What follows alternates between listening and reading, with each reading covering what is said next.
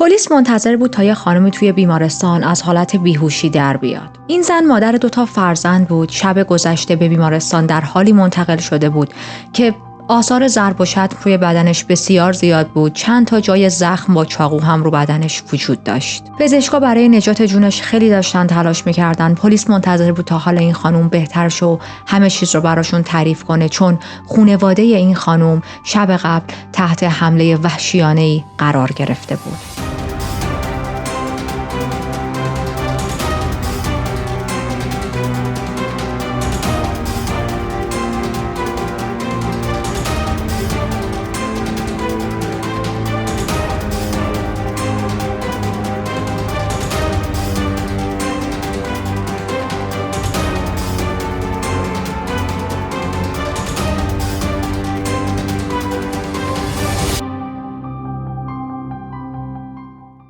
من ریتا هستم و توی این چنل وارد دنیای جنایی میشیم، جایی که حقیقت عجیبتر از خیاله و مرز بین خوب و بد محو میشه. یادتون باشه اگر بار اوله که قیافه من رو میبینید، همین الان از زیر همین ویدیو دکمه سابسکرایب رو بزنید و حتما برای من کامنت بذارید. در طی پرونده من همه کامنت ها رو میخونم. به علاوه یه چیز کوچیک دیگه، زنگوله کنارش رو هم بزنید که هر وقت من ویدیو آپلود میکنم سریع و داغ بیایید و تماشا کنید. بریم سراغ پرونده امروز که توی چین در جریانه. توی اینترو از یک خانومی صحبت کردیم که مورد حمله قرار گرفته. نه فقط خودش بلکه اعضای خانواده‌اش آثار زخم داشته، با چاقو بهش حمله شده، آثار کبودی داشته و الان پزشکا دارن کمک میکنن که بتونن جون این خانم رو نجات بدن. حالش اصلا حال مساعد و خوبی نیست، خون زیادی از دست داده. پلیس همون طرف در اتاق منتظره تا این خانم حالش بهتر شه و خیلی چیزها رو ازش بپرسن. پلیس نظرش این بودش که این حمله توسط افرادی انجام شده که 3 ماه قبل درست توی حمله کردن به یک خانواده دیگه و در واقع به قتل رسوندن اون خانواده دست داشتن. اسم این خانمی که توی بیمارستان بود چن لی بود. دوستاش چی صداش میکردن، ما هم از این به بعد چی صداش میکنیم. چی به طرز معجزه آسایی از این حمله جون سالم به در میبره. خب تنها شاهدی بود که میتونست مظنونها رو شناسایی کنه و برای پلیس خیلی شخصه و شاهد مهمی بود. پلیس باورش این بود این افراد دوباره به قتل و جنایت ادامه میدن، دوباره میرن سراغ خونه و خانواده های دیگه. برای همین مشتاق بود هرچی زودتر با چی صحبت کنه، هرچی سریعتر اطلاعاتی که چی میتونست در اختیارشون بده رو بهش دسترسی پیدا کنن. خب سریعتر میتونن این افراد خطرناک رو شناسایی و دستگیر کنن. بعد از ساعتها جراحی ایمرجنسی بالاخره پزشکا تونستن جون این خانم رو نجات بدن، جون چی رو.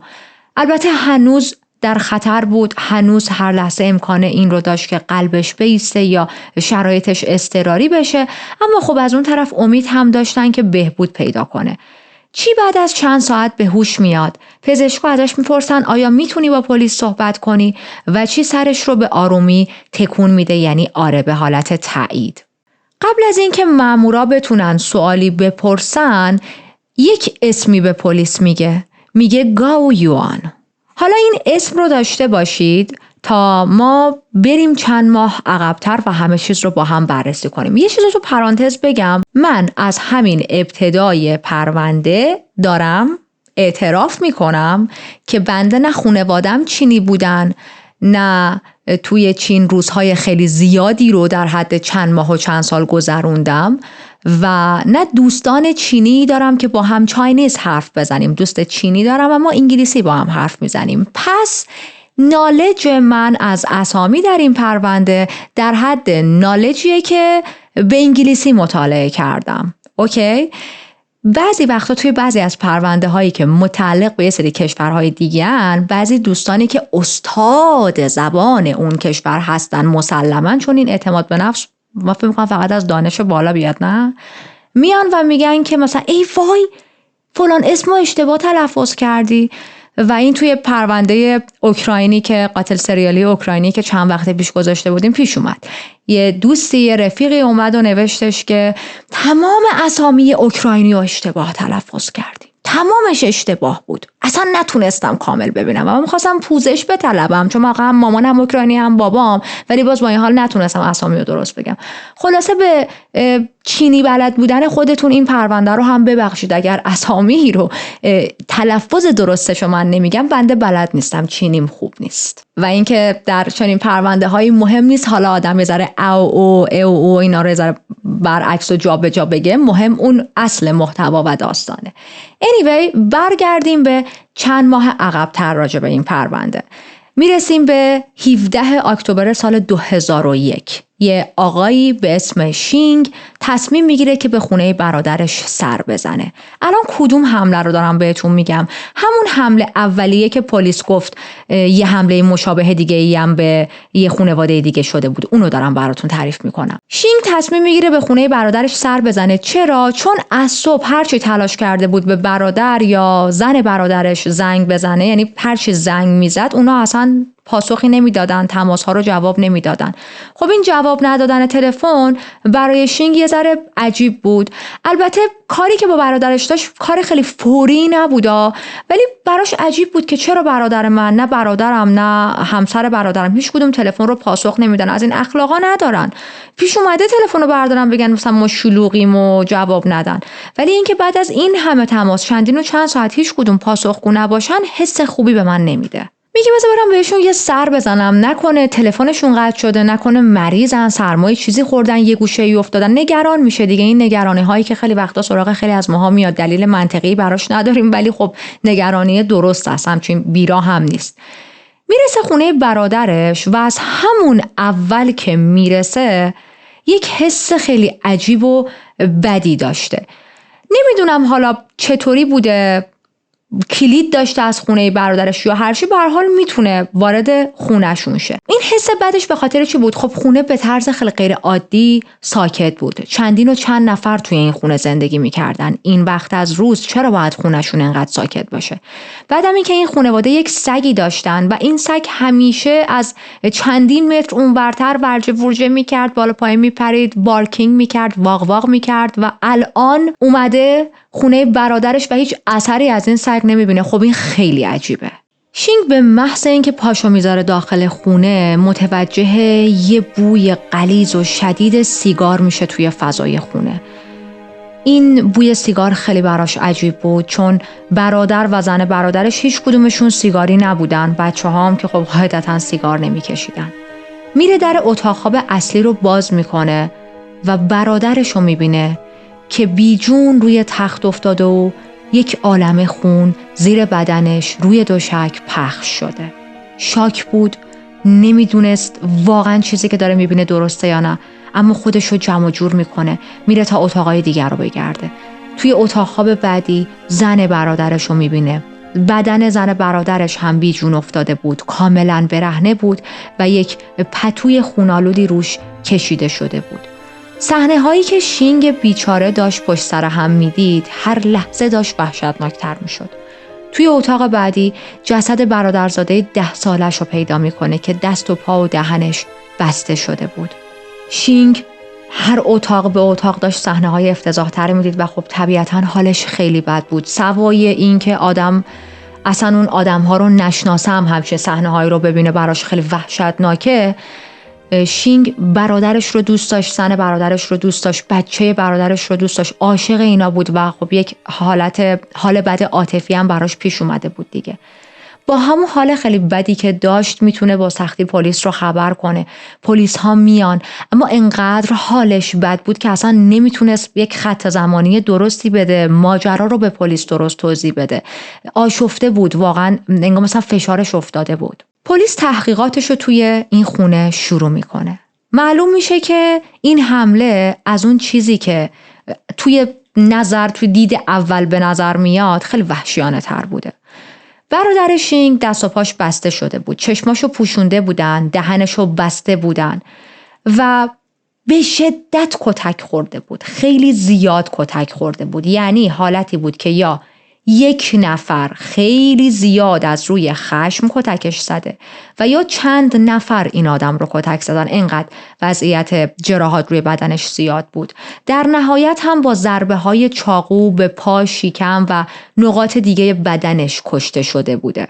همسرش هم که گفتیم چشماش بسته بود، دستاش رو از پشت بسته بودن و زیر یک پتوی خونالودی دراز کشیده بود. بعد از معاینه و بررسی متوجه شدن که قبل از اینکه به قتل برسه به شدت مورد تجاوز جنسی قرار گرفته. حالا باز چرا میگم به شدت؟ یا اون شخصی که به این زن تجاوز جنسی کرده خیلی وحشی بوده، خیلی وحشیانه این کار رو انجام داده و یا چندین و چند نفر به این زن تجاوز کردن. در نهایت هم با ضربه های چاقو که یکی از این ضربه ها مستقیم به قلبش خورده بوده جونش رو از دست داده.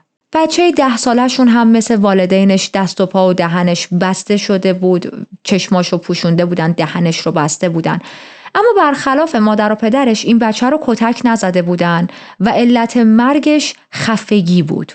پلیس هرچی بیشتر جلو میرفت بیشتر میفهمید که صحنه جرمی که من دارم میبینم، آثاری که روی اجساد مشخصه، حمله توسط یک نفر انجام نشده و یک گروهی به این خانواده حمله کردن. حالا چرا؟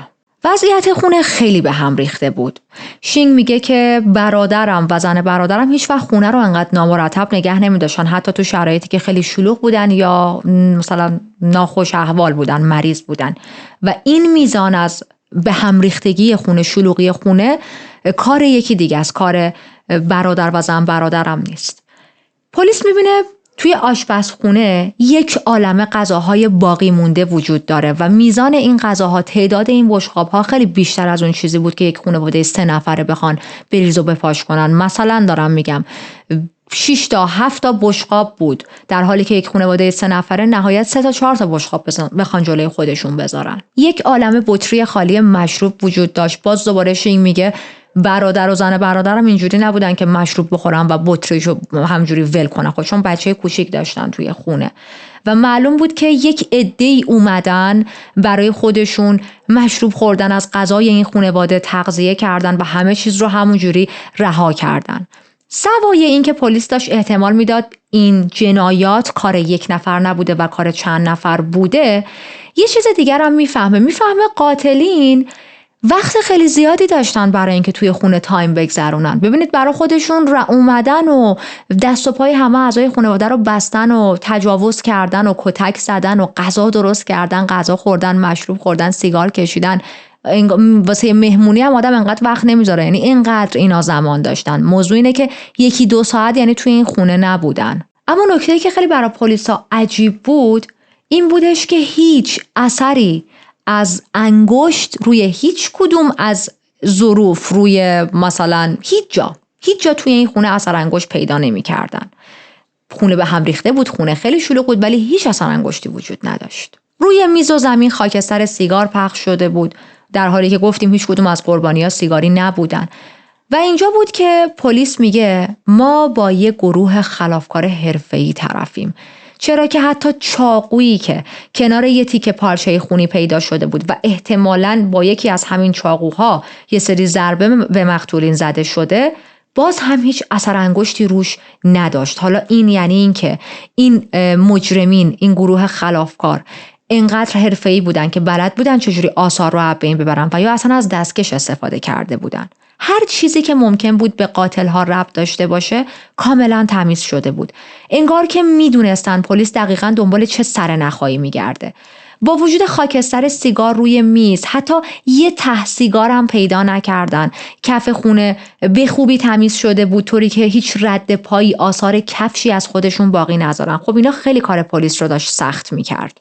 حتی یه چیز دیگر رو پلیس میفهمه، روی بدن اون خانومی که به قتل رسیده بود، گفتیم با ضربه های چاقو جونش رو از دست داده بود دیگه، از روی پتو ضربه های چاقو بهش خورده بود. یعنی حالتی بود که قاتلی یا قاتلین میدونستن که باید یک پتویی بندازن روش در حالی که دست و پاش بسته است و بعد شروع کنن با چاقو بهش ضربه زدن. چرا؟ چون پاشش خون روی لباس اینا اینجوری اتفاق نمیفته و صحنه خیلی تمیزتره. کارآگاهی که داشت روی این پرونده کار میکرد خیلی کلافه شده بود. اعصابش خورد شده بود که چرا هیچ مدرکی از این آدم‌ها وجود نداره. اینقدر خونه رو به هم ریختن، این انگار بمب توی خونه ترکیده، ولی هیچ اثر انگشتی وجود نداره. خودش مثل یک اثر هنری افتضاح میمونه دیگه توی دنیای جنایی.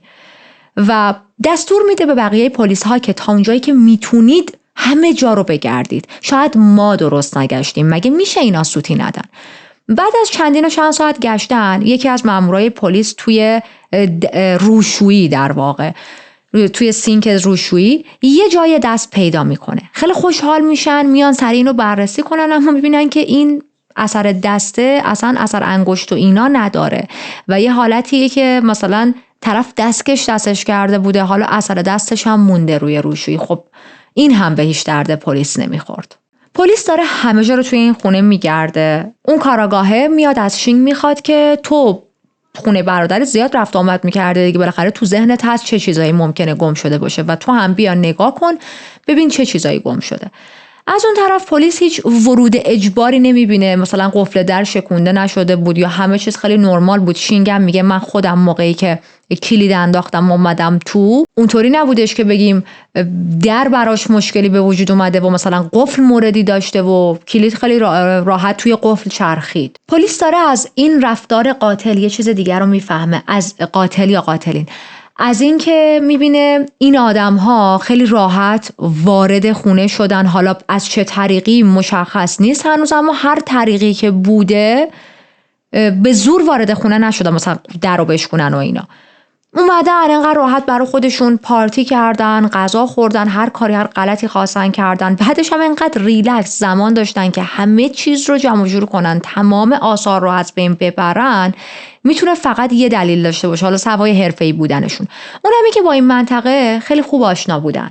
شاید اصلا از مدت‌ها قبل این خانواده رو زیر نظر داشتن. میدونستن که این خانواده توی چه ساعت‌هایی با چه کسایی در ارتباطن و با چه کسایی در ارتباط نیستن. میدونستن که خب این خانواده فقط 3 نفرن، نفر چهارمی نمیخواد یهو مثلا از در وارد شه بیاد تو. از اون طرف پلیس شروع میکنه صحبت کردن با همسایه‌ها به امید اینکه شاید یکی از همسایه‌ها چیزی دیده باشه. یکی از همسایه‌ها یه حرفی هم به پلیس میزنه، میگه که شب قبل صدای واق واق کردن سگ این خانواده رو من شنیدم و معمولا سگی هم نبودش که خیلی واق واق کنه، سگ آرومی بود. اما بعد از چند دقیقه که نان استاپ داشت بارکینگ میکرد، واق واق میکرد، یهو صداش قطع شد. متاسفانه وقتی پلیس داشون اطراف رو بیشتر میگشت، پشت خونه این خانواده یک سطل زباله بزرگی وجود داشت. جسد خونی این سگ رو داخل اون سطل زباله پیدا میکنن که یک ته خونی هم کنار جسدش بود.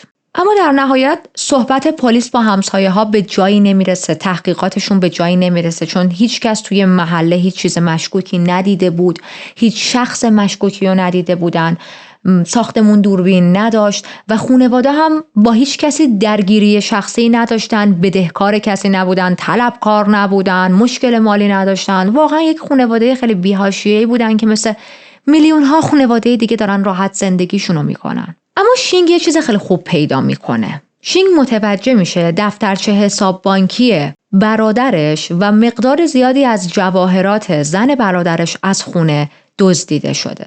به نظر می اومد تنها چانس پلیس برای ردیابی قاتلا همین دفترچه حساب بانکیه، چون واقعا دستشون به هیچ جای دیگه بند نبود. چون ببینید برای برداشتن پول باید این قاتل یا قاتلین به بانک می رفتن و اون زمان هم این پول بخوام مثلا الان بهتون بگم ارزشش مثلا به $600 بود. الان پلیس منتظر یه اشتباه از طرف قاتلاست که بتونه یه ردی ازشون به دست بیاره.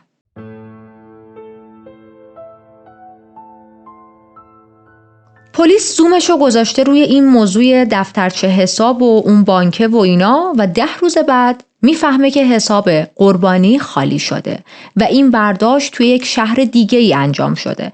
از اونجایی که خبر این جنایت هنوز توی اون شهر دیگه پخش نشده بود، کارکنای اون بانک نمیدونستن که افرادی که پولو برداشت کردن تحت تعقیب هستن و ما هم داریم از دورانی صحبت میکنیم که هنوز خیلی همه چیز آنلاین نشده که خیلی سریع مثلا یک اعلامیه‌ای رو به صورت آنلاین بتونن دست تمام بانک ها یا مراکز مختلف برسونن.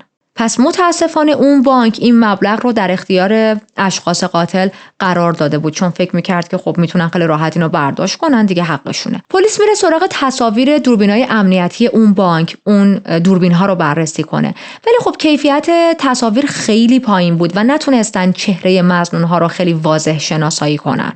باز هم ما داریم راجع به سالهایی صحبت میکنیم که اپلیکیشن هایی مثل الان وجود نداره که شما مثلا چهره رو بتونید فوکوسش رو بیشتر کنی، وضوحش رو بیشتر کنی و همچین چیزایی نبود.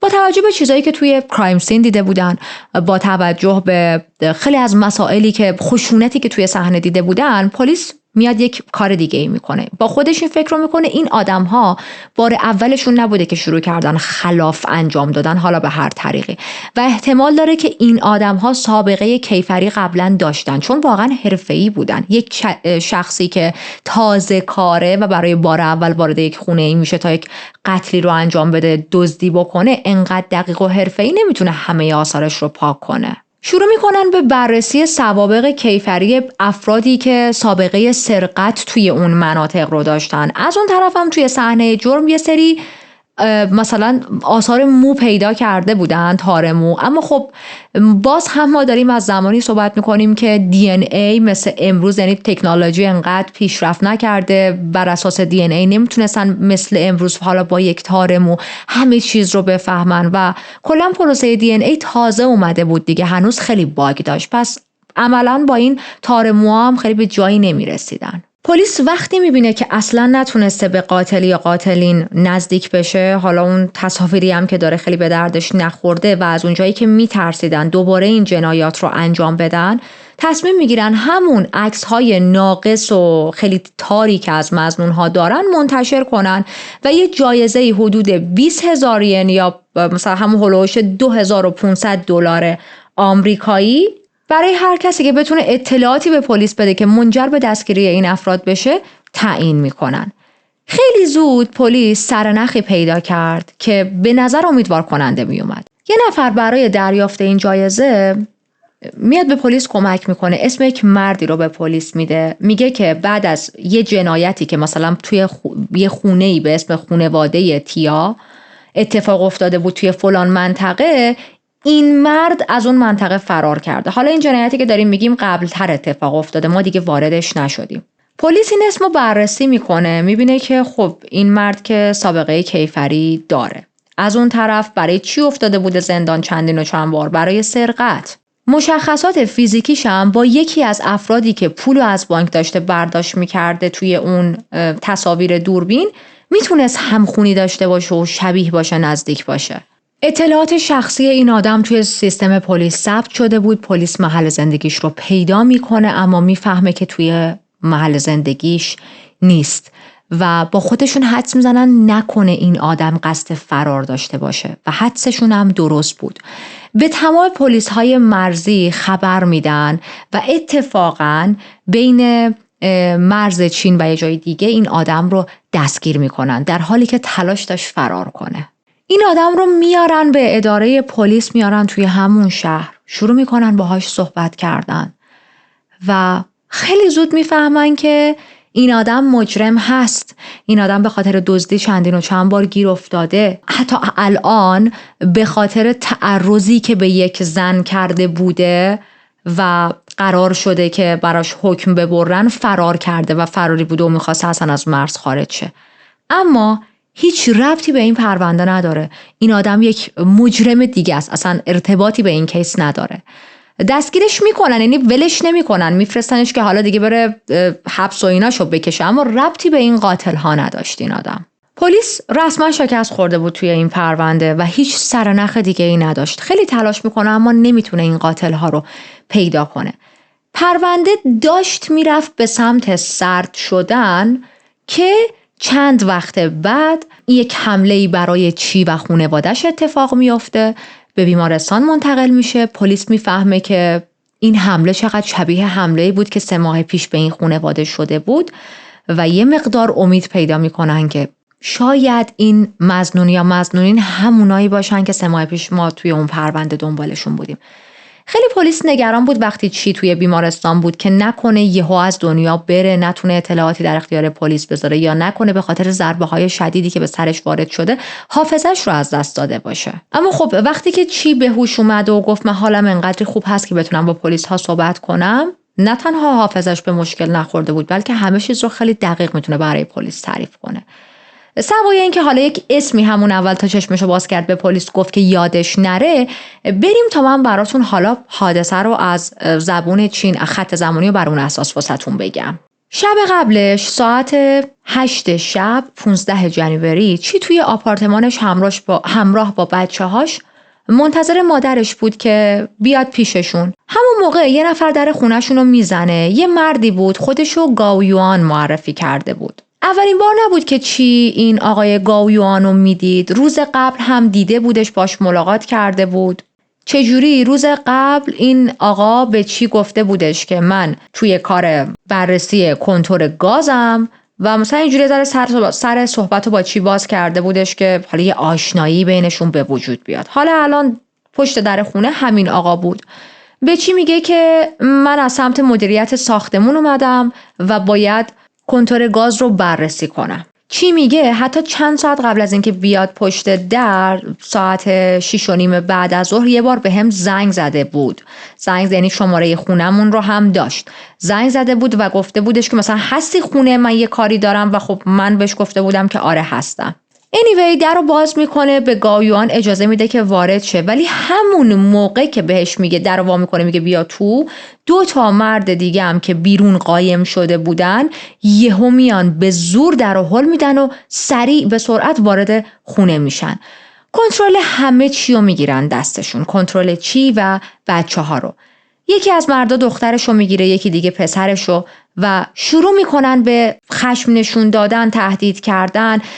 به چی میگن که تمام پولهای نقد توی خونه رو بیار، اگر که جواهرات با ارزشی داری به ما تحویل بده، دفترچه حساب بانکی تو بیار. چی خیلی ترسیده بود، با ترس تمام دستوراتشون رو انجام میداد که عصبانیشون نکنه تا یه وقت به بچه‌هاش آسیب برسونن. و این آدم‌ها هم داشتن دهن بچه‌ها و چشم‌هاشون رو میبستن که نتونن فریاد بزنن یا حالا چیزهای اضافه‌ای نبینن. بعد هر کدومو میذارن توی اتاق‌های جداگونه، در واقع توی اتاق‌های جداگونه زندانیشون میکنن. ما گفتیم میذاره عقب‌تر که اون روز چی منتظر مادرش بود تا مادرش هم بیاد خونه‌شون، و بالاخره مادر چی، یعنی مادر بزرگ بچه‌هاش، از راه میرسه، در رو باز میکنه و خب یک آشفته بازاری توی خونه میبینه، آدمهای غریبه رو توی خونه میبینه. اما همه اینا واقعا در حد چند ثانیه اتفاق میفته تا چی بیاد به خودش بیاد و فریاد بزنه که مثلا مامان فرار کن نیا تو و اینا. یکی از این مردا به سمت این خانم مسن حمله میکنه، یک چاقو دستش بود و 16 بار به شکم مادر چی ضربه میزنه. بعد از این 16 بار ضربه زدن، این 16 تا ضربه هم خیلی سریع و با عصبانیت بوده. مادر چی میفته روی زمین، در جا جونش رو از دست میده. حالا مشخصا بود احتمالاً تو همون ضربه های اولیه واقعا جونش رو از دست داده بود. و این در حالی بود که چی فریاد میزد، گریه میکرد. خب خیلی صحنه وحشتناکه. شما ببینید مادرتون جلوی چشمتون اینجوری داره کشته میشه، در حالی که بچه هاتون هم هر کدوم توی اتاقهای جداگونه حبسه و نمیدونید چی در انتظارشونه.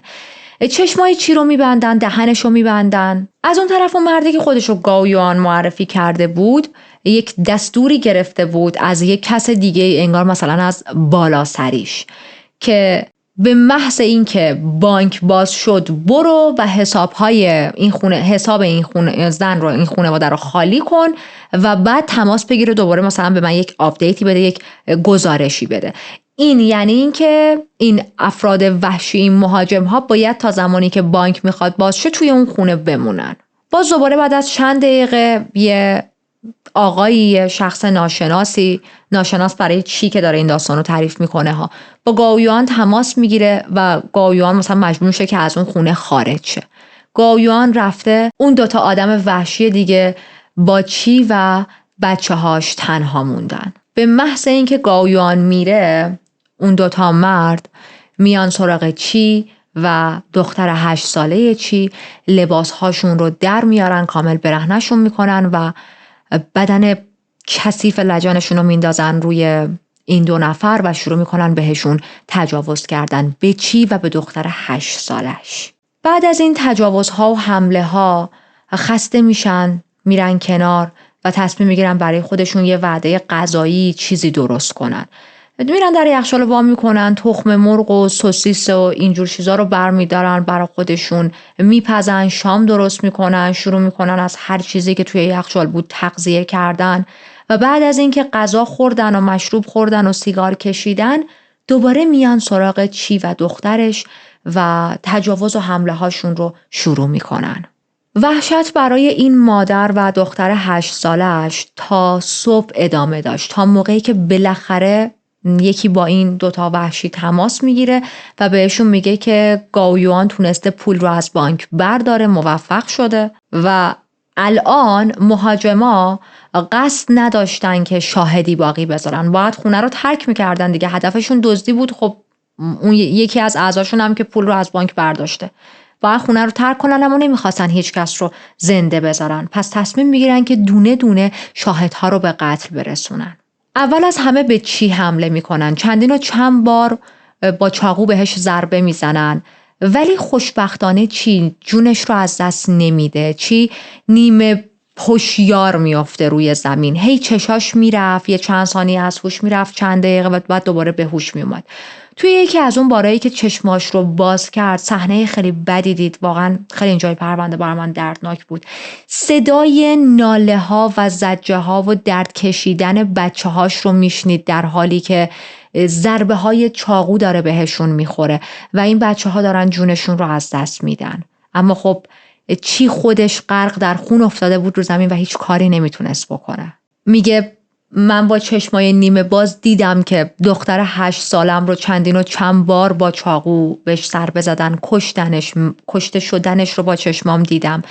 پسرم رو دیدم که یکیشون دستای بزرگش رو انداخته بود دور گردن ظریف پسر بچه من و انقدر فشار داد تا پسرم از دنیا رفت. توی اون لحظه چیزی میزنه به سرش. میبینه الان من در حالی که این همه ازم خون رفته نمیتونم کاری واقعا انجام بدم. کوچکترین تکونی بخورم، کوچکترین صدایی از خودم در بیارم، اینا میان 1 2 تا 3 تا 6 تا چاقوی دیگه من میزنم و من کامل میمیرم. بذار خودمو بزنم به مردن، چون من که نمیتونم دفاع کنم از خودم. حداقل تقلا نکنم، خودمو بزنم به مردن و شاید زنده بمونم، فرصت این رو داشته باشم که قاتلهای بچه هام رو، مادرم رو، دستشون و موچشون رو کنم برای پلیس. و همین اتفاق هم میفته. بعد از اینکه این 2 نفر بچه هاش رو میکشن، شروع میکنن تمام خونه رو تمیز کردن. تمیز نه به معنای اینکه مثلا تمیز کاری بکنن و نه، آثار خودشون رو از بین میبرن. یعنی شما هنوز از بیرون وارد خونه میشدید میدیدید خون همه جا پخشه، غذا خوردن، ریختن، پاشیدن، اما اثر انگشتی توی خونه دیگه از اینا پیدا نمیشد. پس ما الان فهمیدیم توی صحنه قتل قبلی چرا همه چیز انقدر تمیز بوده و خب روند کار اینا اینه که همه جا رو تمیز کنن و بعد برن بیرون. حتی شروع میکنن مثلا یه لگدی به چی زدن و خب میبینن که اصلا تکون نمیخوره، ریاکشنی نمیده، میفهمن که خب این مرده، در حالی که چی تظاهر کرده بود به مردن. تمام رد پاها رو از روی زمین پاک میکنن، ته سیگارها رو جمع میکنن که حالا بر اساس DNA نشه ردشون رو گرفت. تمام چیزهایی که توی خونه بدون دستکش لمس کرده بودن رو پاک کردن، داشتن الان دیگه با دستکش این تمیزکاری ها رو انجام میدادن که باز آثار از خودشون به جا نذارن. داشتن از خونه میرفتن بیرون که یک اتفاقی میفته. خب چی خون زیادی از دست داده و خیلی وقتها وقتی ضربه چاقو به بدن میخوره، خون از طریق ریه مثلا میاد از دهن، آدم یهو سرفه میکنه، خون بالا میاره و یه همچین حالتی برای چین پیش میاد. چرا من میگم چین؟ برای چی پیش میاد؟ چی از چین؟ و خب خیلی وقتا این سرفه ها دست خود آدم نیست دیگه. مثلا نمیدونم براتون پیش اومده یهو ناخودآگاه سرفه کنید، نتونید جلوشو بگیرید. برای چی هم اینطوری میشه؟ یهو سرفه میکنه. خب این نشون دهنده اینه که هنوز زنده است دیگه. و یکی از این مهاجما میاد، یه بالش برمیداره. خوشبختانه چون همه جا رو تمیز کرده بودن دیگه نمیخواستن باز چاقو بردارن و ضربه چاقو بهش بزنن. یه بالش برمیداره، بالش رو کامل میذاره رو صورت چی. چندین و چند دقیقه بالش رو نگه میداره به امید اینکه خب اوکی چی خفه شد. ولی به طرز معجزه آسایی چی خفه نشده بود، زنده مونده بود و باز دوباره تونسته بود تظاهر کنه به اینکه آره من دیگه واقعا این بار مردم و خفه شدم. بعد از اینکه مهاجما از خونه میرن بیرون، یه چند دقیقه میگذره، همه جا پر از سکوت بود و مطمئن میشه که اینا دیگه نمیخوان برگردن، میتونه دست و پای خودش رو باز کنه. با اینکه خون خیلی زیادی از خودش رفته بود، حالش بد بود، اما به سرعت میره سمت بچه‌هاش. اما خب میفهمه که کاری از دستش بر نمیاد و بچه‌هاش آلردی جونشون رو از دست دادن. حتی با امید میره سمت جسد مادرش، اما میبینه مادرش هم بدنش سرد شده و جونش رو از دست داده. بعدش میره سمت طبقه اول، یه همسایه‌ای داشت، از اون همسایه‌اش کمک میخواد. همسایه‌اش یه خانم مسنی بود و میبینه که چی کاملا برهنه، سر تا پا خون، زخمی اومده جلو در خونشون و انقدر حالش بده که نمیتونه حرف بزنه. یه پتو سری میندازه دوره چی، زیر بغلشون میگیره، میبرتش خونه خودشون و بلافاصله با پلیس تماس میگیره. پلیس وقتی میاد به محض اینکه کرایم سین رو میبینه، یاد قتلی میفته که 3 ماه پیش اتفاق افتاده بود. میبینه نوع حمله، مدل عملکرد قاتل یا قاتلین خیلی شبیه اون صحنه قتله. نحوه بستن قربانی ها، جدا کردن هر کدومشون، مدل مثلا چاقو زدنشون، آشفت بازاری که وجود داشت، غذاهای توی یخچال رو خورده بودن و اینکه هیچ ردی از خودشون به جا نذاشته بودن. اما این بار این قاتلین خوششانس نبودن و با زنده موندن یکی از شاهدها الان پلیس به یه اسم رسیده بود. این اسم گاویوانی که چی به پلیس داد، اوایل، یعنی همون اولش که به پلیس گفت، پلیس باورش این بود که خب این اسم که یه اسم جعلیه و ما که نمیتونیم با اسم جعلی کار زیادی از پیش ببریم. ولی خب حالا بالاخره کار از محکم کاری عیب نمیکنه، همین اسم جعلی رو هم ما توی سیستم شروع کنیم بررسی کردن. بررسی میکنن و اتفاقاً یک اسمی رو پیدا میکنن توی سیستم قضایی به اسم گاویوان. این آدم تازه هم از زندان آزاد شده بود. قبلا به خاطر سرقت افتاده بود زندان، همون چیزهایی که پلیس دنبالش بود دیگه. پلیس میاد تصاویری که از قبل از این آدم توی سیستم ثبت شده بود و اون تصاویری که حالا مال دوربین اون بانک بود، همه اینا رو جمع آوری میکنه، میبره بیمارستان، به چی نشون میده. به محض اینکه چی تصاویر رو میبینه میگه آره یکی از همین مهاجما همین آدم بود، همین آقای گاویوان.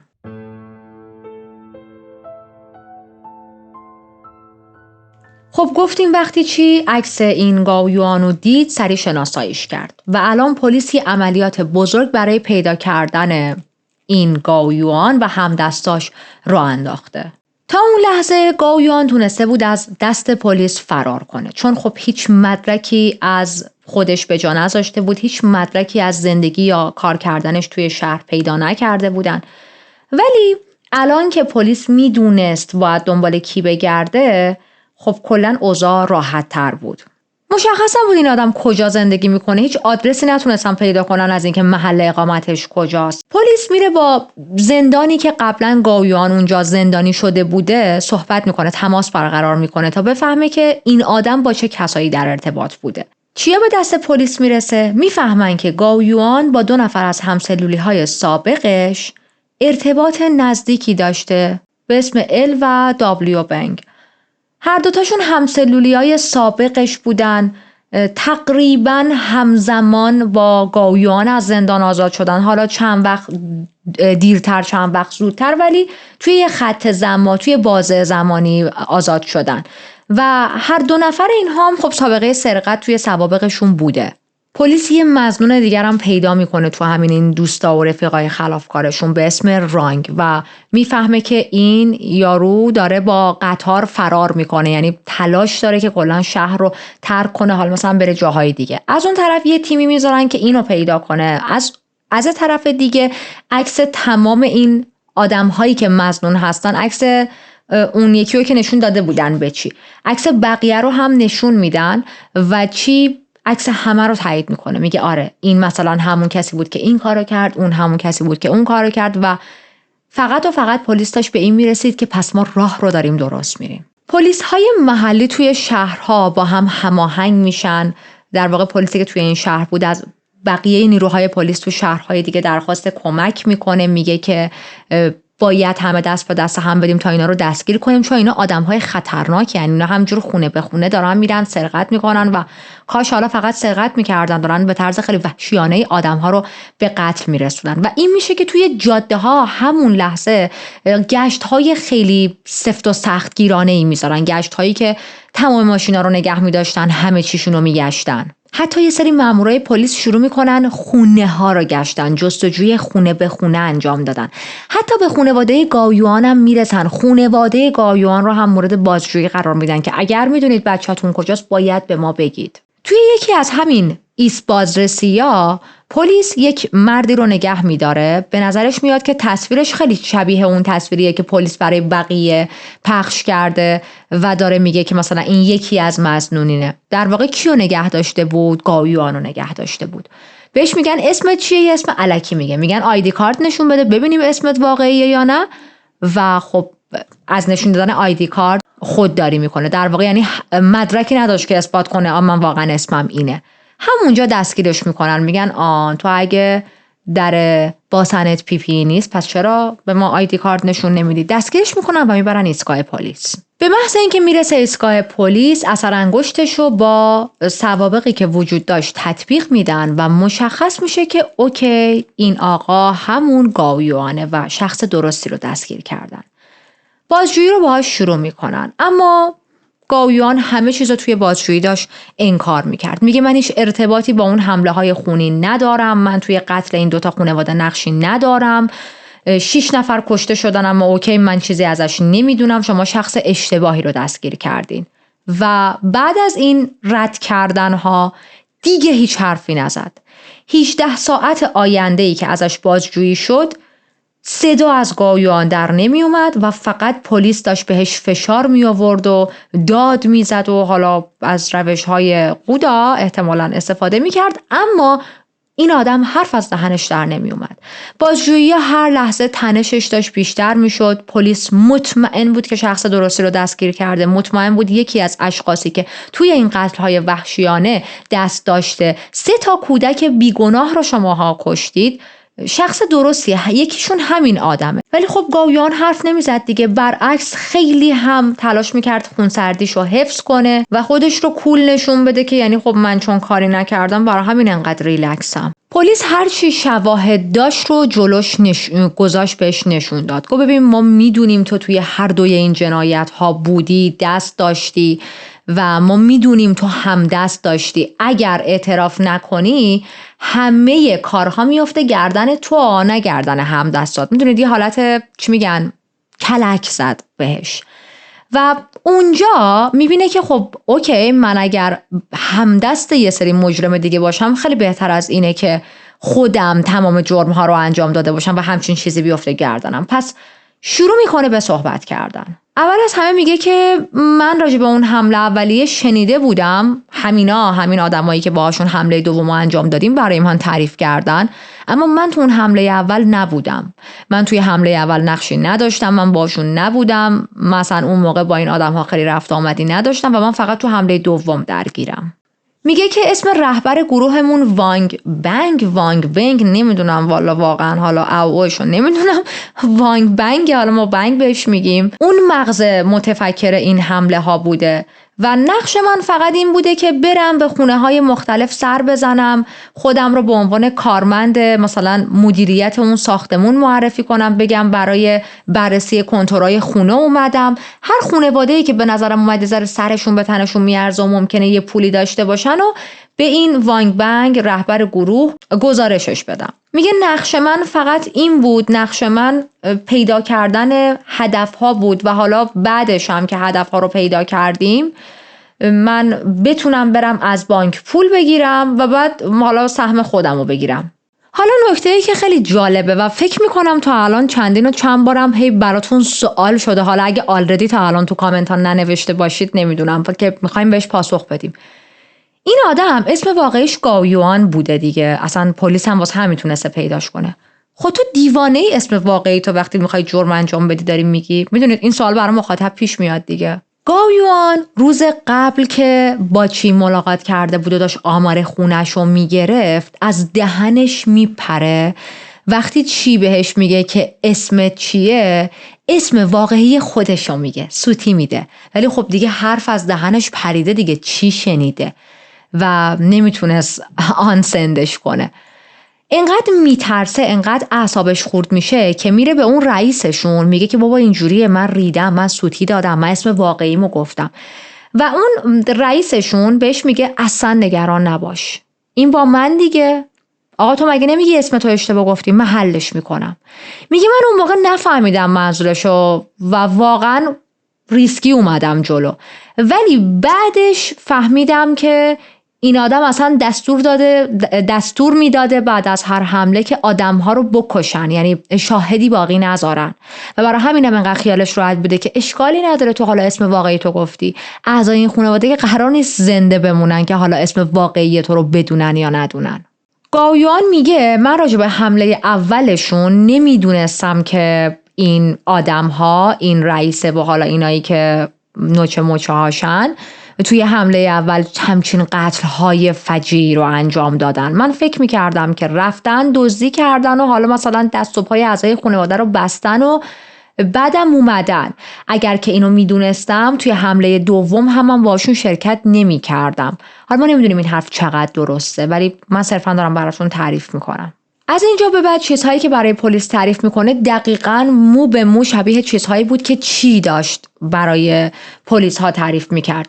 میگه که رفتم مثلا با چی صحبت کردم، فرداش بهش زنگ زدم، بهش گفتم میخوام بیام نمیدونم کنتور گاز رو چک کنم و خونه ای گفته بود آره، بعد رفتم و همین چیزایی که من براتون تعریف کردم توی حرفهای این آدم هم یکسان بود. همینطوری که پلیس داشت با گاویوان بازجویی میکرد بهش خبر میرسه که لو هم توی بازداشته، یعنی پلیس دستگیرش کرده. یکی دیگه از اعضایشون لو بود دیگه. شروع میکنن با از لو هم بازجویی کردن و تصاویر دوربین بانک داشت نشون میداد که بله این آدم هم یکی از همون کساییه که توی این حمله دست داشته. لو هم توی اعترافاتش اشاره میکنه به نقش رهبر گروهشون، همون وانگ بنگ، میگه همچین شخصی اصلا رهبر ما بوده. اسم 3 نفر دیگر رو هم که توی حمله به این دوتا خانواده نقش داشتن رو به پلیس میگه. این 3 نفر همسلولی های سابق همدیگه بودن، توی یه زندان بودن، اکثرشون به خاطر دزدی بارها افتاده بودن زندان. و حالا داستان از چه قرار بود؟ چرا اصلا شروع کردن حمله کردن به خانواده ها؟ اینا همه توی زندان با هم آشنا میشن، حتی با اون رهبر گروهه، و تصمیم میگیرن بعد از اینکه ما از زندان اومدیم بیرون بیاید یه پولی به جیب بزنیم. از این فکرای پامنقلی دیگه، مثلا یه شهر بریم چند تا دزدی کنیم و میلیاردر شیم و قانونم که نیست و شهر هرت و ما دستگیر نمیشیم. تصمیم میگیرن که شروع کنن مثلا حمله کردن به خانواده های مختلف. اعضای تیم برای خودشون تعیین میکنن و میگن قرار بر این بود که هر چی پول و جواهر میدزدن بعد از دزدی مثلا بین اعضای گروه تقسیم شه. حمله اول صورت میگیره و اون جواهرات و پولی که تقسیم میکنن اینطوری بود که اون رهبر گروهشون رو راضی نمیکرد. نمیدونم حالا انتظار چقدر پولو داشت. تو داری از یه سری خانواده نرمال، خانواده‌ای که از قشر متوسط جامعه، تو توقع داری مثلا چقدر بتونی ازشون پول بدزدی؟ به هر حال راضی نبود، میبینه چه پول کمی گیرش اومده و این میشه که نقشه حمله دوم رو میکشه. الان همه مظنونین دستگیر شدن به جز همین رهبر گروهشون وانگ بنگ، تنها کسیه که هنوز پلیس نتونسته دستگیرش کنه. و با اطلاعاتی که لو تونست به پلیس بده، پلیس میفهمه مثل این که این وانگ بنگه قصد داشته وقتی اوضاع خیت میشه و حالا پلیس به اعضا دسترسی پیدا میکنه و دستگیرشون میکنه، بره توی یکی از روستاهای اطراف شهر، یک جای خیلی کوچیکی قایم شه. به خاطر اینکه وضعیت خیلی وضعیت خطرناکی بود و الان دیگه میخوان رهبر این گروه مجرم رو دستگیر کنن، پلیس از نیروهای نظامی کمک میگیره. نیروهای نظامی وارد کار میشن که بتونن این آدم رو دستگیر کنن. تیم عملیاتی ردیابی انجام میدن، لوکیشن این آدم رو پیدا میکنن. حالا من خیلی اینا دارم خلاصه بهتون میگم و یه ذره مفصل تر از این حرف هست. احساس کردم خیلی بخوام واردشم حوصله سربر میشه. فقط در این حد بهتون بگم که دستگیری این آدم و تسلیم شدنش چیز راحتی نبود. به شدت برای دستگیر شدن، در برابر دستگیر شدن داشت مقاومت میکرد. در نهایت هم با چندین و چند تا ضربه به سرش و با روش‌های چاینیز مخصوص مهار کردنش میتونن که دستگیرش کنن و بفرستنش برای بازجویی و حالا گرفتن اطلاعات بیشتر. تو بازجویی‌ها وانگ بنگ قبول میکنه، میگه آره توی اون حمله اول من رهبر بودم، تو حمله دوم من رهبر بودم، تو همه اینا نقش داشتم. میدونید با یک حالت افتخاری داشت تعریف میکرد. و حتی یه چیز عجیبتر میگه چندین و چند حمله دیگه هم وجود داشته. حتی یه نشونه هایی هم به پلیس میده و خب احتمالش خیلی زیاد بود که واقعا توی اونا هم دست داشته باشه. پلیس اینجوری بود که بیشتر اعتراف کن و از اونجایی که میدونست تا همین جاشم واسه قتل‌های زیادی دستگیر شده و اگر بیشتر از این صحبت کنه ممکنه که حکم اعدام بهش بدن، سکوت میکنه. به علاوه این که خوشش میومد با پلیس ها بازی روانی انجام بده. خوشش میومد که دستشون بندازه، اعصابشون رو به هم بریزه. مثلا بگه ببینید من خودم دارم اعتراف میکنم چند تا قتل دیگه هم انجام دادم ولی اطلاعات بیشتری بهتون نمیدم. خب میره رو مخ پلیس دیگه. پلیس حالتی میشه که ما چند تا پرونده حل نشده دیگه هم داشتیم، خب بیا اونا رو هم بگو ما اینا رو هم بتونیم ببندیم حل کنیم. میگفت نه دیگه من بیشتر از این توضیح نمیدم. به علاوه اینکه با یک افتخاری همه چیز رو داشت تعریف میکرد. افتخار میکرد به اینکه لیدر یک گروه جنایتکار، یک گروه متجاوز، یک گروه کودک کش، یک گروه پدوفایل. افتخار میکرد به اینکه این همه وقت جنایت انجام داده، این همه وقت آدم کشته، دزدی کرده و تونسته واسه یه تایم به این طولانی از دست پلیس فرار کنه.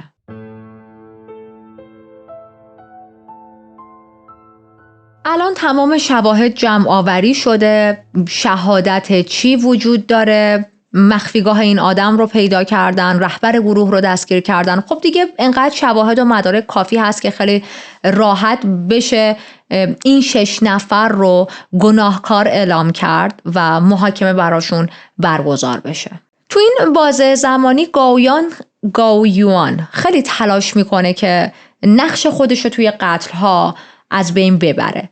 یه جورایی هم حالا نمیشه خیلی با قطعیت گفت، نمیدونم واقعا، ولی نمیشه هم ردش کرد.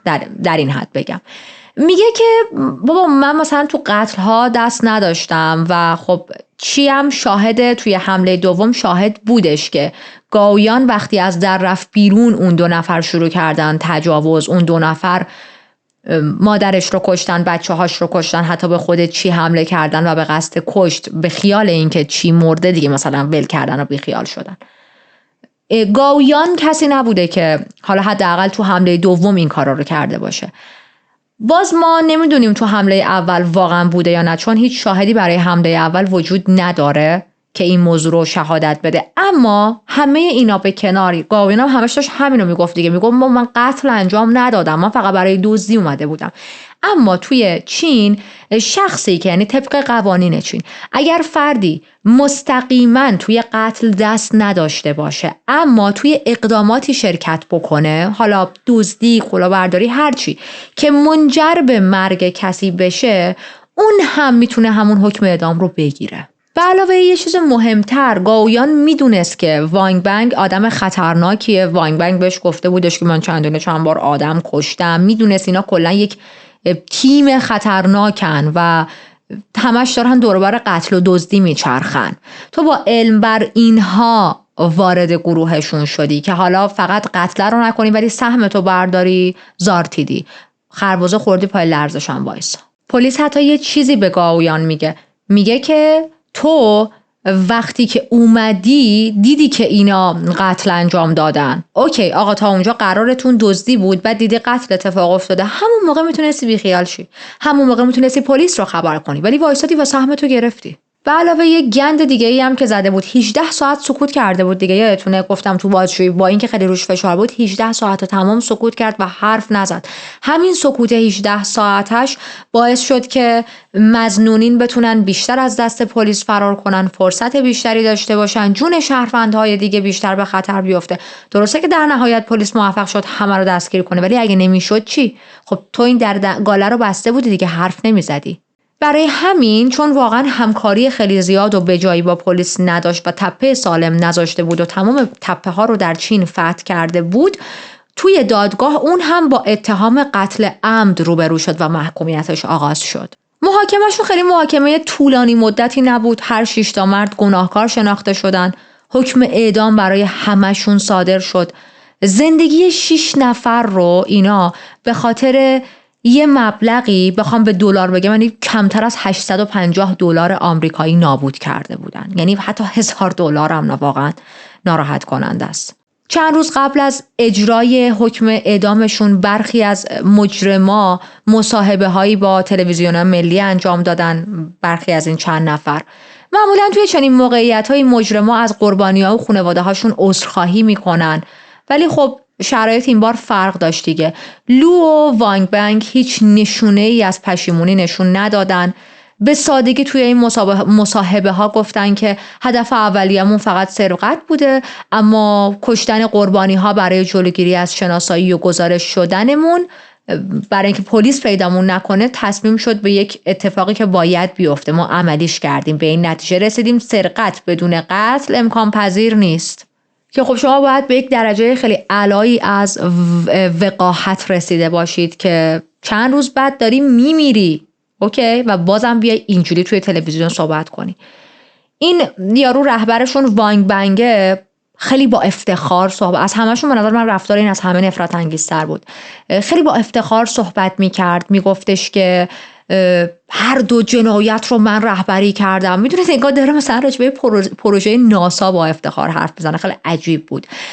میزان خشونت در این پرونده واقعا بالا بود. حالا من تا حدی با مقداری سانسور براتون تعریف کردم، از اعصاب خودم خارجه و میخوام بگم پرونده های ساده ای نبودن، قتل های ساده ای نبودن. خیلی میزان خشونت توشون بالا بود و این داشت از این میزان شدید خشونت ها با هیجان حرف میزد تو تلویزیون جلوی بقیه. میگه که اگه من بهشون دستور نمیدادم که شاهدها رو بکشید، اعضای گروه خودشون شاید این کارو میکردن. میگه ما هدفمون قتل نبود، ما قاتل نیستیم. مثلا قاتل شاخ و دم داره، اینا ندارن. میگه ما قاتل نیستیم، ما هدفمون کسب درآمد راحت بود. آخرای صحبتش هم اصلا انگار میزنه کانال 2، مثلا میره جاده خاکی، اصلا یه جور دیگه ای میشه. میگه که شروع میکنه اینطوری حرف زدن که من روانم روان عادی نیست، من اتفاقا آدم منحرفیم، من از منحرف بودن خودم نمیترسم، خودم رو اینجوری توصیف میکنم، هیچ ناراحتی ندارم از اینکه جون چند نفر رو گرفتم. بهش میگن تو جون چند تا بچه رو گرفتی؟ میگه آره، هیچ احساساتی ندارم نسبت به قربانی ها. توی تلویزیون همین موضوع رو میگه که من 2 تا قتل دیگه هم انجام دادم، اما اطلاعات بیشتری نمیتونم بهتون بدم. بهش میگن که خب بگو تنها کاریه که آخرین کار یا حداقل کاریه که برای بازمانده ها و قربانی ها واسه قتل هایی که انجام دادی میتونی بکنی. ولی اینجوری بود که نه، به من آلردی حکم اعدام دادید، من دیگه چیزی برای از دست دادن ندارم، برای چی باید به شما اطلاعات بیشتری بدم؟ و باز دوباره اینجا خیلی لذت میبرد از اینکه داره با روان و اعصاب مردم بازی میکنه. متاسفانه پرونده هایی هم وجود داشت که میشد واقعا به این آدم یا آدم ها ربط دادن، اما خب از اونجایی که مستقیم اعتراف نکرده بود این پرونده ها حل نشده باقی موندن. چند روز بعد از این مصاحبه ها این 6 نفری که به همشون به اعدام محکوم شدن میرن به محل اعدام منتقلشون میکنن، روی زانوهاشون میشینن و توسط شلیک گلوله اعدام میشن. خانواده هایی که به خاطر مبلغ کمتر از 800 دلار جونشون رو از دست داده بودن و این اعدام حالا دیگه اونا رو که بر نمیگردونه. پرونده امروز به اتمام رسید و بیایید چند لحظه راجع به این خانواده ها صحبت کنیم و بعد دوباره برگردیم پیش همین کمترین کاریه که میتونیم برای قربانی ها انجام بدیم. امروز یاد میکنیم از قربانی های این پرونده. به یاد مادر بزرگ مهربونی که تا آخرین لحظه در کنار خانوادش ایستاد و شجاعانه با تقدیر تلخش روبرو شد. به یاد دختر 8 ساله‌ای که لبخندهای کودکانش روشنی بخش خونه بود و رویاهاش هنوز توی گوشه‌های اتاق جا موندن. به یاد پسر بچه 3 ساله‌ای که با خنده‌های معصومانش قلب همه رو گرم می‌کرد. به یاد خانواده‌هایی که قربانی طمع و بیرحمی کسایی شدن که از انسانیت چیزی نمی‌دونستن. اگرچه زندگیشون با خشونتی بیرحمانه از بین رفت، اما یادشون توی قلب ما در این چنل برای همیشه زنده باقی میمونه. اینم یه پرونده از چین، از اونجایی که خیلی استقبال کردید که هر از گاهی لوکیشن رو عوض کنیم، به فرهنگ‌های مختلف سر بزنیم، به کشورهای مختلف سر بزنیم. من خیلی دارم تلاش میکنم که بتونم پرونده هایی رو براتون بیارم که حالا مثلا چند تا در میون، حالا آمریکا این ور اون ور، کانادا، مثلا استرالیا، نمیدونم تو آسیا بگردیم. واقعیت پرونده هایی که توی آسیا هستن خیلی سختن، از این نظر که اطلاعات راجبشون به دست آوردن خیلی سخته. خب من اینو چندین بار گفتم، بازم میگم، سانسور تو آسیا خیلی بیشتر به وجود میاد. اوکی، خیلی بیشتر. و خب این کار راوی رو سخت میکنه دیگه، کار شخصی که مثلا ریسرچر داره تحقیق میکنه رو واقعا سخت میکنه. ولی خب دارم تلاشمو میکنم که چند تا در میون بریم سراغ پرونده هایی که مال کشورهای دیگه هم هستن. بعد اینکه انگور میخورین گشنم شده، ببخشید. شما نمیبینید اما انقدر این ریز ریز اینجا چاکلت میذارم، میوه میذارم برای خودم، میشینم ریزیز، فشارم میفته، گشنم میشه، نمیتونم هیچی نخورم چند ساعت ریکورد. اینم میخواستم بهتون بگم، اگه توی چقدر ترش بود انگور که نباید انقدر، میخواستم بگم زنبور، انگور که نباید انقدر ترش بشه. اگر که تو پرونده امروز و پرونده سری قبل و حالا شاید حتی پرونده بعدی، نمیدونم، من مقدار فکر کنم سوتیام بیشتر شد. دلیل داره. من چند وقته رگ گردنم شدیداً درد گرفته سمت راست و این درد زده به دستم و دست راستم حتی این قسمتش خیلی درد میکنه. یعنی اصلا این قسمتم راستم کلاً درد میکنه خیلی زیاد. و سری پیش حتی من پینکیلر خوردم که مقدار دردشو مثلا بشه گرفت که بشینم فقط راحت برای شما بتونم پرونده رو تعریف کنم. خب بالاخره آدم وقتی درد داره چیزش بیشتر میشه دیگه، چی میگم، تمرکزش کمتر میشه، چیش بیشتر میشه، نگاه هم یادم چرت و پرت میگم. و امروز پینکیلر نخوردم که ببینم دردم دقیقاً تو چه قسمتایی که یه ذره آب گرم بذارم. اما خب آره اینطوریه، درد دارم یه مقداری و اگر که تا چند وقت دیگه خوب نشه باید برم دکتر.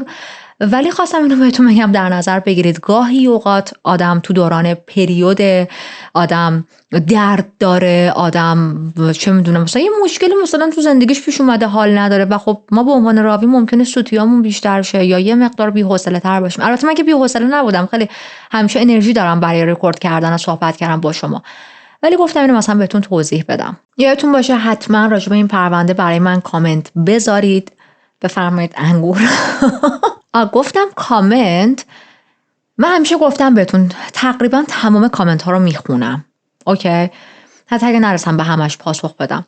خب خیلی طبیعیه که مثلا بعضی وقتا یه سری حال نمیکنن میان هیت میذارن، طبیعیه. یعنی ماها مخصوصا با مخاطب ایرانی اگه هیت نگیریم جای تعجب داره، یعنی یه جایی کارمون داره میلنگه که هیت نمیگیریم. خب اون که هیچی. بعضی از این هیت ها مثلا خیلی جالبه، مثل همون موردی که تعریف کردم، طرف اومده میگه اسامی اوکراینی چرا انقدر اشتباه تلفظ میکنی؟ خب چجوری باید تلفظ کنم؟ چه میدونم، بلد نیستم دیگه، یه چیزی دارم میگم دیگه، تو داستانو گوش کن. حالا مثلا اینجور چیزا، حالا اوکی. یکی اومده بود کامنت گذاشته بود چند وقت پیش، خیلی خندیدم. من کامنت گذاشته بودش که چی؟ چقدر تو بددهنی میکنی، چقدر تو بی‌تربیتی، عفت کلام نداری به عنوان یه زن. من اینطوری بودم که چته داداش؟ تو چرا ناراحتی؟ حالا من عفت کلام ندارم، تو چرا ناراحتی؟ حقوق تو کم میکنن. و خیلی برام خنده‌دار بود. برای مخاطبایی که شاید جدید توی چنل من اومدم، اینجا که یک رسانه رسمی نیست، اوکی؟ و ما اینجا دوستانه دور همیم راجع به اتفاقا و وقایع جنایی صحبت میکنیم و خب من خیلی وقتا از کلماتی مثل چوس و گوز و شاش و چه میدونم ان و پیپی و اینجور چیزا واسه اینکه یه ذره حال و هوا رو عوض کنم، چون آلردی پرونده‌های واقعا خیلی سنگینیه و یه مقدار لبخند رو لب مخاطب میاد در عین اینکه داره خیلی چیزای خشن گوش میکنه. خب میارزه برای من، یعنی من حاضرم چند نفر بخندن، حالا یه نفرم مثلا توی نوعی ناراحت شی. این از این. بعدم اینکه من کلا با مخاطبام راحتم. من راحتم. ما اینجا همه با هم راحتیم و خب عامیانه حرف میزنیم. شما دوست نداری گوش نکن، اشکالی نداره که. ولی همه کامنت ها رو میخونم. خواستم اینو بگم که حتی اگر اون دوستانی که میان فوش گاهی اوقات می نویسن اونا رو هم میخونم. چیزی ندارم بگم دیگه، طرف در اون حده و مثلا دوست داره خشمشو اونجوری خالی کنه، حالا خالی کنه تو کامنت ها. ولی حتما یادتون باشه برای من کامنت بذارید راجع به این پرونده، راجع به اینکه دوست دارید هر از گاهی میریم به نقاط دیگه مثلا کشورهای دیگه سر میزنیم و اینکه اگر بار اول چهره من رو میبینید روایت من رو دوست داشتید، تونستید وایب خوبی از من بگیرید، حس خوبی از من بگیرید، دوست داشتید توی ویدیوهای بعدی همراهی میکنید، من که خیلی خوشحال میشم. من حتی خیلی وقتا اونایی که میان هیت میذارن هم باز دوستشون دارم. میدونی میگم گناه داره، مثلا اون از من بدش نمیاد، اون واقعا یه چیز درون خودش بدش میاد. جدی دارم میگم و اونطوری نیستم که مثلا ناراحت شم بخونم. همه برای من محترمن تو این چنل و حضور همتون رو دوست دارم، حتی اونایی که هیت میذارن، حتی اونایی که فوش میدن. شما هم حضورتون به نحوی مهمه. شما ها نباشید من میفهمم که هیترها رو میگم و راهم رو دارم اشتباه میرم که هیت نذاشتید. مرسی با من تا اینجا همراه بودید. من انگورم هم داره تموم میشه، باید برم کافی بخورم. الان بگی کافی رو انگور میخوری اسهال نمیشه؟ خاک بر سر. نه نمیشم. یه ذره این درد دستم بهتر شه، شاید به زودی دوباره یک پرونده با چارلی با هم رکورد کنیم. قول نمیدم، خواهشاً کچلم نکنید، اما تلاشم رو میکنم درد دستم که خوب شه، یا حالا اگه خوب نشد برم دکتر ببینم چه مرضمه، حتما با چارلی هم میام پیشتون. خیلی حالش رو ازم زیاد میپرسید. حالش خوبه همیشه، تا زمانی که من دارم نفس میکشم حال اونم خوبه. نمیذارم دنیا بهش بد بگذره. گفتم یک گپی هم بزنیم. چند وقتی آخر ویدیو با هم کم گپ زدیم و مثل همیشه به زودی با یه پرونده جنایی دیگه میام سراغتون.